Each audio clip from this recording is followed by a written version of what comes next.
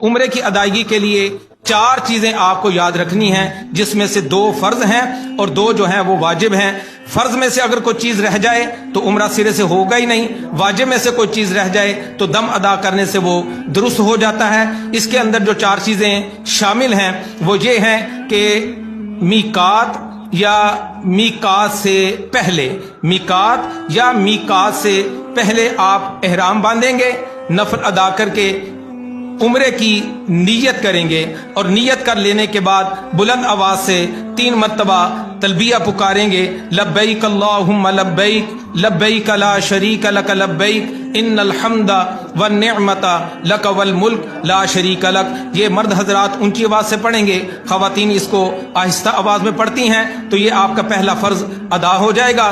दूसरा फर्ज ये है कि जैसे ही आप अल्लाह के फजल करम से मस्जिदुल हराम में पहुंचेंगे तो काबतुल्लाह पर पहली नजर पड़ेगी।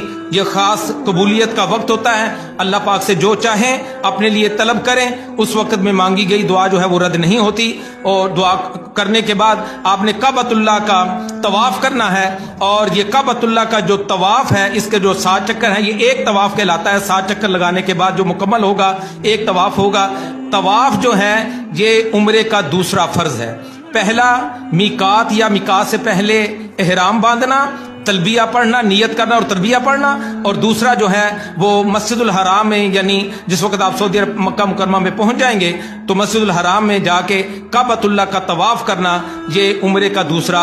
अब उसके बाद जो 2 वाजिब हैं उनमें पहला वाजिब ये है कि काबतुल्लाह के साथ मुत्तसिल सफ़ा और मरवा की 2 पहाड़ियां हैं, जिनका जिक्र कुरान मजीद फुरकान हमीद में भी मौजूद है। सफ़ा और मरवा के दरमियान 7 हाजी जो है वो चक्कर लगाता है, तो ये उम्रे का पहला वाजिब है। और जब 7 चक्कर मुकम्मल हो जाएं, यानी सही आपकी मुकम्मल हो जाए, सही कहते हैं सफ़ा और मरवा के दरमियान 7 चक्कर लगाने को, जिस वक्त आपकी सही मुकम्मल हो जाए तो उसके बाद आपने अपना हलक करवाना है, या कसर। हलक कहते हैं उसरे के साथ सर को मुंडवा देना, और कसर कहते हैं कैंची के साथ अपने सर के बालों को कटवा लेना।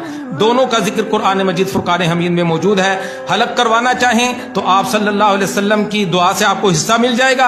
अल्लाह के प्यारे नबी सल्लल्लाहु अलैहि वसल्लम ने हलक करवाने वालों के लिए मगफिरत और बख्शिश की दुआ फरमाई है।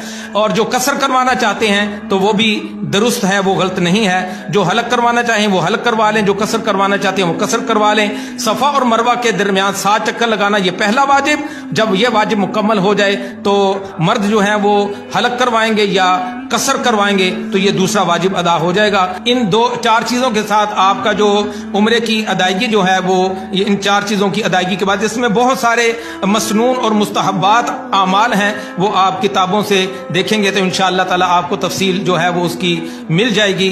तो ये उम्रे के 2 फर्ज आपने अदा करने हैं, और इसी तरह उम्रे के 2 वाजिब अदा करने हैं। मैंने कहा अगर फर्ज रह जाए तो उम्रा सिरे से होता ही नहीं, और अगर वाजिब रह जाए तो दम देने के बाद उसकी दुरुस्तगी हो जाती है। और खवातीन के लिए यह है कि जिस वक्त उनकी सफ़ा मरवा मुकम्मल हो जाए तो वो छोटी कैंची अपने पास रखें, और उस छोटी कैंची के साथ अपने जो चुटिया के बाल हैं वो अपनी उंगली की पोरे पर लपेट कर उसकी वो कटिंग कर देंगे। उनका बस यही हलक और कसर, इसमें सब कुछ वो शामिल है। उन्होंने और कुछ नहीं करना, सिर्फ अपने चुटिया के सारे बाल अपनी उंगली के पोरे पर लपेट कर वो काट देंगी, तो उनका ये वाजिब अदा हो जाएगा। AQ Events, better than your expectations.